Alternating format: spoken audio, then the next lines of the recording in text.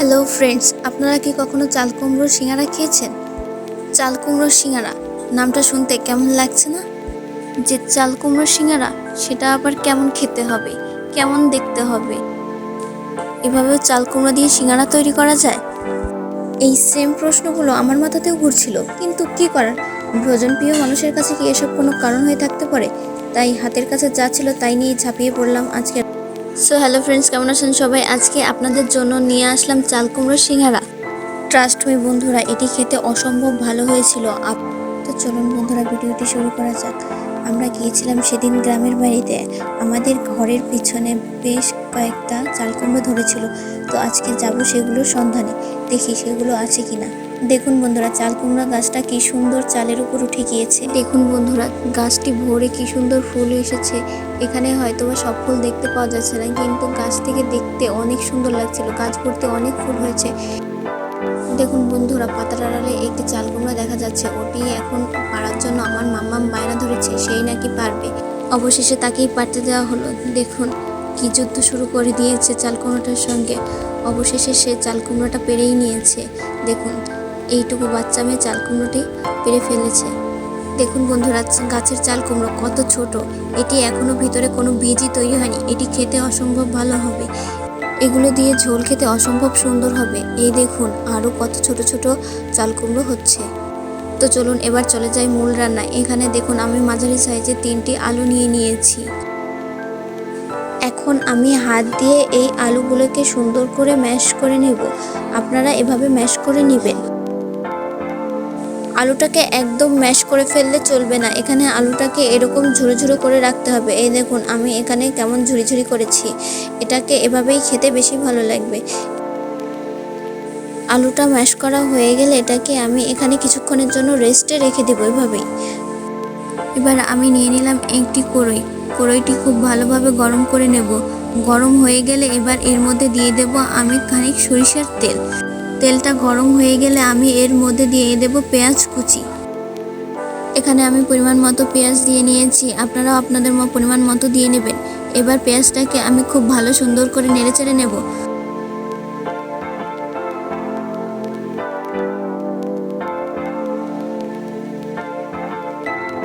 পেঁয়াজটাকে এবার আমি খুব ভালো করে নাড়তে চাড়তে থাকবো, যতক্ষণ না এটা লাল লাল হবে ততক্ষণ এটাকে ভাজতে থাকবো। পেঁয়াজটা সুন্দর করে ভাজা হয়ে গেলে তার মধ্যে দিয়ে দেব আমি কাঁচা লঙ্কা।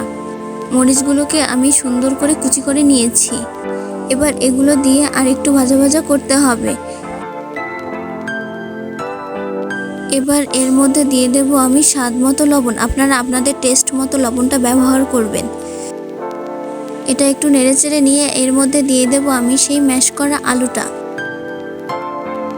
আলু আর পেঁয়াজ দুটো একসঙ্গে খুব ভালোভাবে মিশিয়ে নিতে হবে।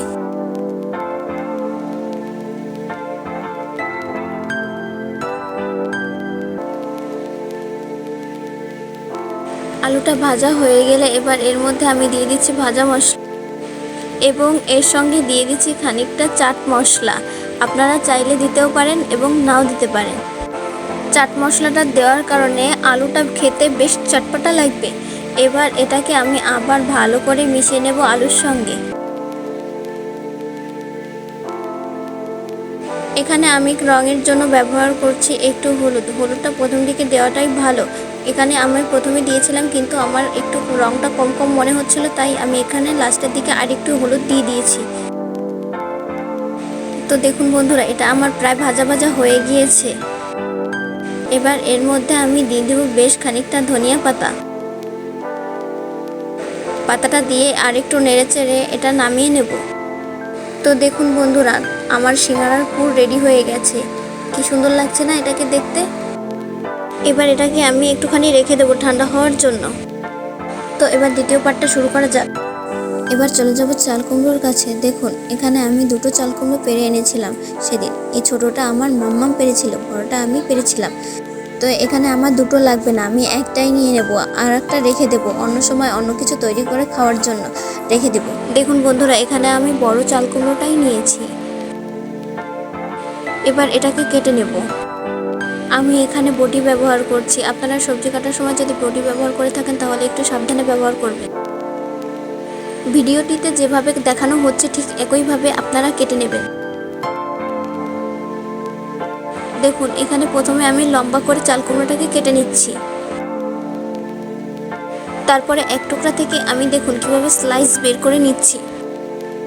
এটা করার সময় খুব কেয়ারফুলি করবেন, দেখবেন স্লাইসগুলো যেন খুব বেশি মোটা না হয় এবং খুব বেশি চিকন না হয়ে যায়।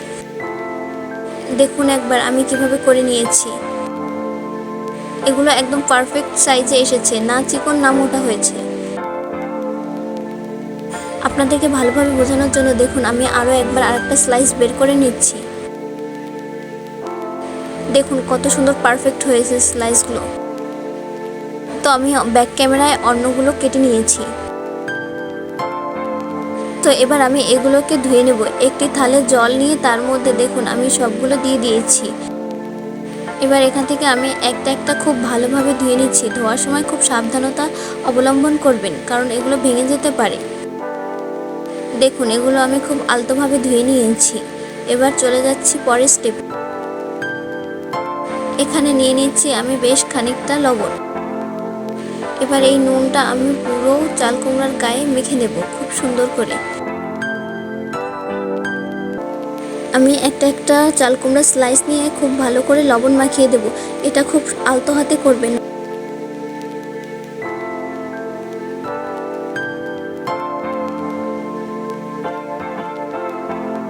নুন মাখিয়ে আমি বেশ কয়েক মিনিট এভাবে রেখে দেব। একটু পরে দেখবেন এর ভেতর থেকে জল বেরিয়ে আসছে এবং এটা কি সুন্দর নরম হয়ে গেছে। এবার এর মধ্যে যে অতিরিক্ত জল ছিল সেটাকে আমি একটি সাদা কাপড় দিয়ে পেঁচিয়ে পেঁচিয়ে সেটা থেকে জলটা নিংড়ে নেব। দেখুন এভাবে করলে সবগুলো একসঙ্গে তাড়াতাড়ি হয়ে যাবে, জলগুলো নিংড়ে যাবে খুব তাড়াতাড়ি। দেখুন এক একটি দিয়ে তারপরে কি সুন্দরভাবে কাপড়টা মুড়িয়ে দিচ্ছে।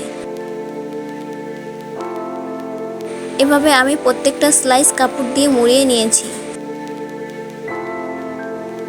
দেখুন কি পরিমাণে জল বের হয়েছে, এখানে পুরো কাপড়টা ভিজে গিয়েছে, দেখতে পাচ্ছেন।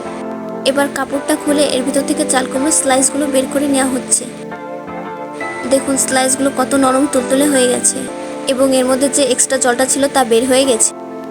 দেখুন এখানে একটি স্লাইসের উপরে আমি বেশ খানিকটা আলুর পুর নিয়ে নিয়েছি এবং এটা কিভাবে সিঙ্গারার মতো শেপ দিয়ে নিচ্ছি। এখানে আমি আরও একটি স্লাইস নিয়ে নিয়েছি এবং দেখুন এতে আরও কিছু পরিমাণে আলুর পুর নিয়ে নিয়েছি।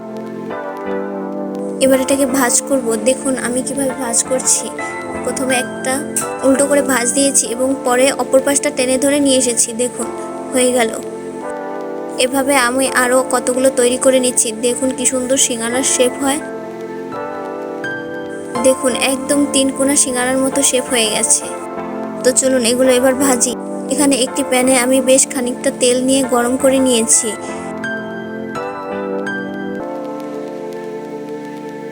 এখানে তেল গরম হয়ে গেছে। এবার আমি এর মধ্যে এক একটা পিস বসিয়ে দেব।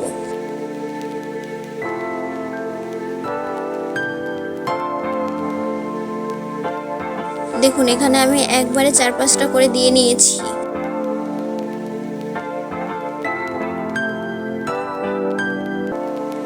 এগুলো ভাজতে খুব কম সময় লাগবে, এজন্য আমি একবারে 4-5টা দিয়ে দিয়েছি। এবার অপেক্ষা করতে হবে নিচের পাটটা ভাজা হওয়া পর্যন্ত। নিচের পাটটা ভাজা হয়ে গেলে এবার আমি এটাকে উল্টে দিচ্ছি। দেখুন এখানে আমি আস্তে আস্তে এক একটা করে সুন্দর করে উল্টে দিচ্ছি। সিঙ্গারার পিসগুলোতে আপনারা এখানে চাইলে টুথপিক ব্যবহার করতে পারেন, তাতে নাড়াচাড়া করতে অনেক সুবিধা হবে। এখানে আমি দেখুন টুথপিকগুলো ব্যবহার না করা একটু উল্টাতে কষ্ট হচ্ছে। এবার অন্যদিকের পিঠটা হতে থাকুক, আমি বাদবাকিগুলো বানিয়ে নিই।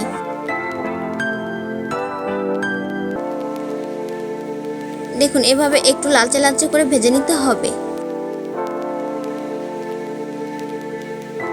দুটো পিঠ সুন্দর করে লাল লাল করে ভেজে নিতে হবে। দেখুন আমি দুটো পিঠ খুব সুন্দর করে লাল লাল করে ভেজে নিয়েছি।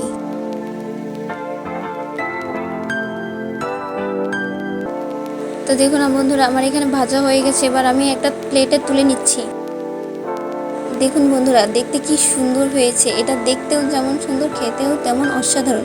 একটা জুসি জুসি ফ্লেভার আসে। তো বন্ধুরা, এরকম মজার মজার ভিডিও পেতে আমাকে একটি লাইক এবং সাবস্ক্রাইব করুন এবং আমার ফেসবুক পেজটিতে ঘুরে আসবেন। সেখানে এরকম অসংখ্য ভিডিও রয়েছে। ভালো লাগলে একটি ফলো দিয়ে আসবেন এবং অবশ্যই একটি সাবস্ক্রাইব করে দেবেন।